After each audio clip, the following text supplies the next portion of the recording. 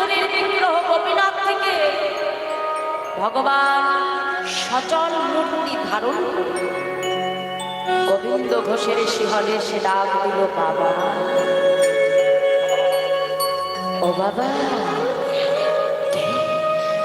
কে আমাকে বাবা বলে ডাকে?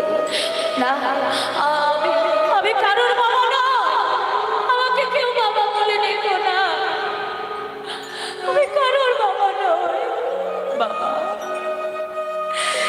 এই জগতে কোনো পিতামাতার যদি দুটি সন্তান থাকে, পিতামাতা যদি একটা সন্তানকে হারায়, আরেকটি সন্তানকে বুঝি